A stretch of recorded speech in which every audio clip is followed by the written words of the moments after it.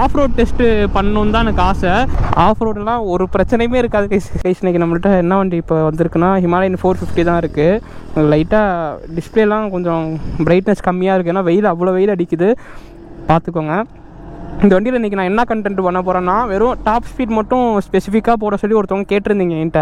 அதனால் அதுக்காக மட்டும் நான் ஸ்பெசிஃபிக்காக ஒரு வீடியோ எடுத்து போடுறேன், பார்த்து தெரிஞ்சுக்கோங்க. இது ஒவ்வொரு கியருக்கும் எவ்வளோ டாப் ஸ்பீடு போகுது நீங்களே செக் பண்ணி பார்த்துக்கோங்க. இந்த வீடியோ உங்களுக்கு பார்த்தீங்கன்னா ஃபுல்லாக தெரிஞ்சிடும்.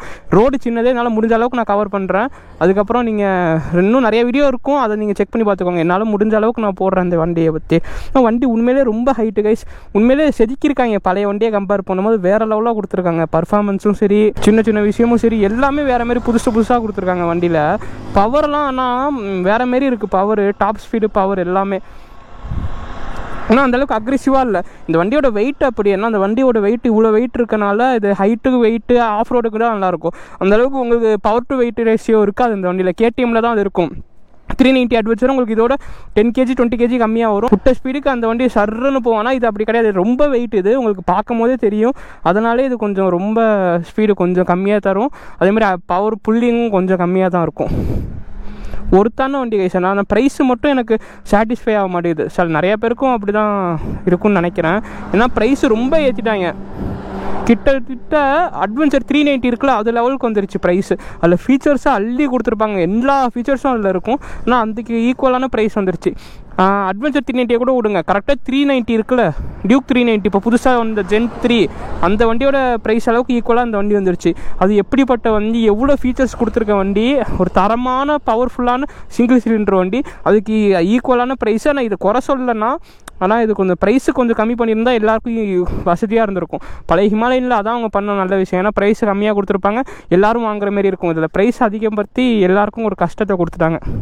ஓகே, ரொம்ப பேச வேணால் நம்ம வீடியோவில் பார்க்கலாம் வாங்க. ஆன் பண்ணுறேன், பண்ணிக்க கைஸ். இதில் நான் மெயினாக ஒன்று காமிக்கணும்னு நினச்சது இந்த வண்டியோட சவுண்டு தான். சவுண்டு கேளுங்க.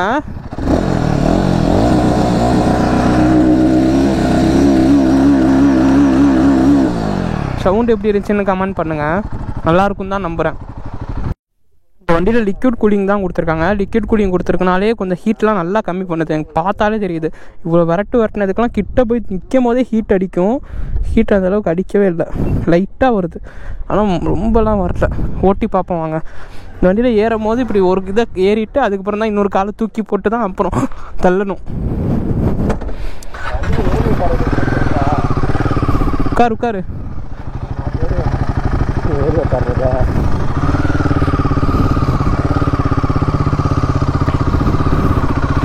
கைஸ். நான் இந்த வண்டியில் டாப் ஸ்பீட் போடுறேன்னு தான் சொல்லியிருக்கேன். அந்த அளவுக்கு என்னால் பண்ண முடியுமான்னு தெரில. என்னால் முடிஞ்ச ஸ்பீடு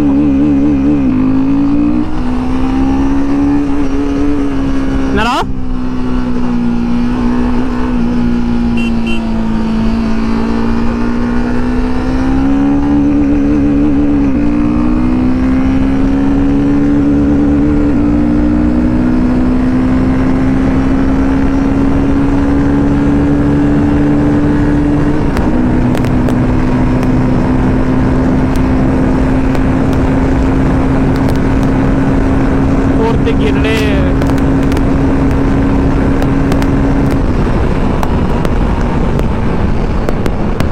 இந்த வண்டியில் இன்னொன்று சொல்கிறேன். இந்த வண்டியில் ஒரு 100 போகிறப்ப பிரேக்கிங் டெஸ்ட்டு காமிக்கிறேன் பாருங்கள்.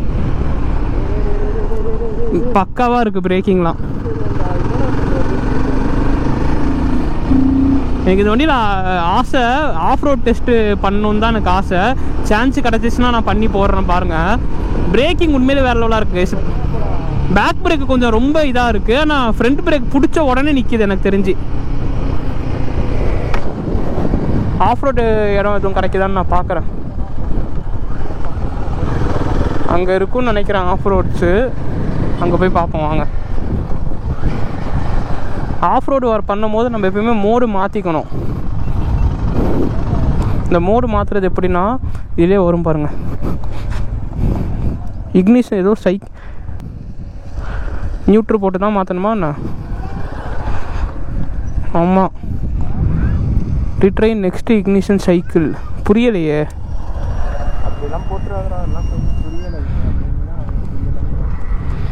ஸ்டெரில் பாருங்கள் வர மாட்டேது, ஏதோ ஆஃப் பண்ணி வச்சுருக்காங்க. ரிமோட் லாங் ப்ரெஸ்க்கு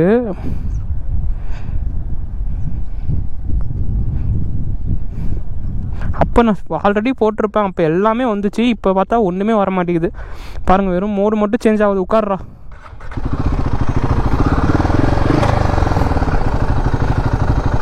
பாருங்கள், மோடு சேஞ்ச் ஆகி தொலைய மாட்டேங்குது. என்ன பண்ணி தொலைஞ்சாங்கன்னு தெரில.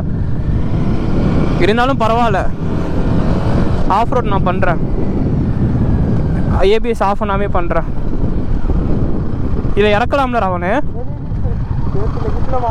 இறக்கலாம்ல? இறக்கி ட்ரை பண்ணிடுவோம். சேர்லாம் மாற்றிக்காதுல்ல? ரோடாக தானே இருக்கு.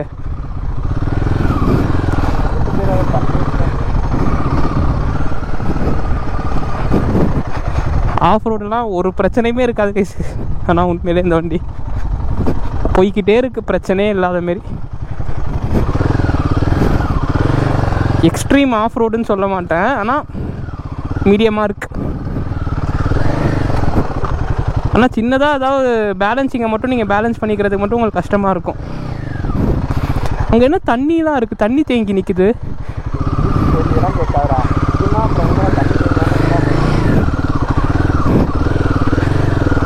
பழைய இதில் பவர் கம்மியாக இருந்தாலுமே ஆஃப் ரோட் சூப்பராக பண்ணும். இதுவும் நல்லா தான் பண்ணுது. ஆனால் ஏபிஎஸ் ஆஃப் பண்ணி வச்சுருந்தேன்னா அந்த இடத்துக்கு பியூராக நமக்கு தெரிஞ்சிருக்கும். ஓகே, பரவாயில்ல, ஆசைப்பட்டதுக்கு பண்ணிட்டேன். ஆனால் பஞ்சர் ஆச்சுன்னா அதுதான் ஒரு பெரிய தலைவலி. டியூப் டயர் கொடுத்துருக்காங்க. டியூப்லெஸ் கொடுத்துருந்தா இந்த இடத்துக்கு இந்த வண்டியில் பிரச்சனை இல்லை. பஞ்சர் ஆனாலும் பிரச்சனை இல்லை, நான் போயிட்டே இருப்பேன்டா அப்படின்னு போயிட்டே இருக்கலாம். நம்ம டியூப் டயர் கொடுத்துருக்காங்க. அங்கே வந்து தரேன்டா, நீ ஓட்டிடுறா. அங்கே இது மட்டும் நான் சொல்கிறத மட்டும் சொல்லி கடைசியாக எடுத்துக்கோ ஒன்று கைஸ். இந்த மோடில் உங்களுக்கு அந்த மோடில் நம்பர்ஸ் காமிக்கும். இந்த மோடில் ஆர்பிஎம் உங்களுக்கு மேலே வரைக்கும் வந்துடுது. இந்த இடத்துல உங்களுக்கு மேப்பு ஓடும். ஃபோனில் கனெக்ட் பண்ணிட்டா அதுலனா எனக்கு ஒரு பிடிக்காதது ஒரே ஒரு ட்ராபேக் இருக்குது. நீங்கள் ஃபோன்லேயும் மேப்பை கனெக்ட் பண்ணி ஆன்லேயே வச்சுருக்கணுமா, இதுவே ஆன்லேயே வச்சுருக்கணுமா, அப்போ தான் ஓடுமா.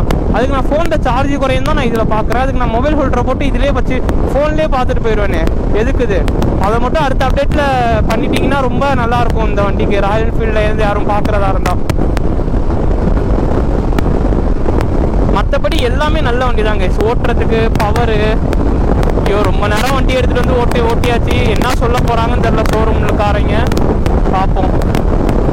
ஒரு 80-90லாம் போகும்போது ஒரு பிரச்சனையுமே தெரில எனக்கு, ஒரு இஷ்யூவுமே தெரில. ஒரு விண்ட் பிளாஸ்ட் அந்தளவுக்கு அடிக்கலை, பக்காவாக இருக்கும் 80-90லாம். 90லாம் ஹைவேல போகிறப்ப 90ல் தான் போகிறோமாங்கிறதே தெரியாது. 100ல் போனாலும் அப்படி தான் இருக்கும் போல். க்ரூசிங் ஸ்பீடு தரமாக செஞ்சு கொடுத்துட்டாங்க. டாப் ஸ்பீட் ஆனால் எனக்கு நல்லா தெரியும். டாப் ஸ்பீட் ஓட்டுறதுக்கு தான் நான் போட்டேன். ஆனால் டாப் ஸ்பீட் 160 போகும் எனக்கு, நான் பார்த்துருக்கேன். ஆனால் இப்போ என்னால் போக முடியல. இந்த ரோடு சின்ன ரோடு, உங்களுக்கு தெரியும். பார்த்தீங்களா, மாடெலாம் வேறு வருது. மாடெலாம் வந்தால் பிரேக்கிங் அடிக்கிறதுக்கு. ஆனால் இது மட்டும் சொல்கிறேங்க, நாய் கூட அப்படி இப்படின்னு ஓடிடும். ஆனால் மாடு ஆடுனா மட்டும் கொஞ்சம் கூட யோசிக்காது, அப்படியே அதே இடத்துல நிற்கும். அதை மட்டும் நீங்கள் பார்த்துக்கோங்க சேஃப்டியாக. ஹைவேல நிறையா இருக்கும்.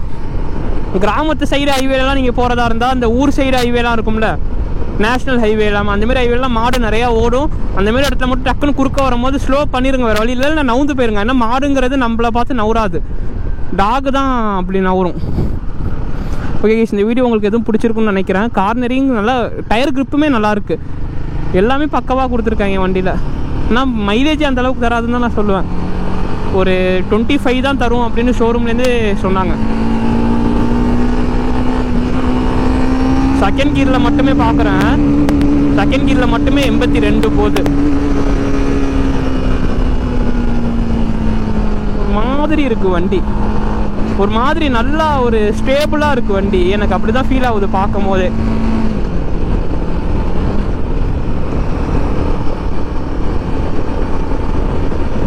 வேற என்ன அந்த வண்டியை பற்றி கேட்டிங்கன்னா, பழைய இதில் வைசர் கொஞ்சம் இவ்வளோ தூரம் தூக்கி இருக்கும், அதை குறைச்சிட்டு விண்ட் பிளாஸ்ட் கொஞ்சம் லைட்டாக தெரியுது. பழையோட இதோட கொஞ்சம் அதிகமாக எக்ஸ்ட்ரா தெரியுது. பழைய இதில் வைசர் கொஞ்சம் தூக்கி இருக்கனால விண்ட் பிளாஸ்ட் கொஞ்சம் கம்மியாக வரும். இதில் வந்து கொஞ்சம் கம்மி பண்ணிட்டாங்க. அது ஏன் பண்ணாங்கன்னு தெரில. உங்களுக்கு தேவைன்னா நீங்கள் அக்சசரியாக வாங்கி வச்சுக்கலாம். ஓகே கைஸ், இந்த வீடியோ உங்களுக்கு பிடிச்சிருக்குன்னு நம்புகிறேன். நெக்ஸ்ட் ஒரு நல்ல வீடியோவில் வந்து சந்திக்கிறேன். பாய்.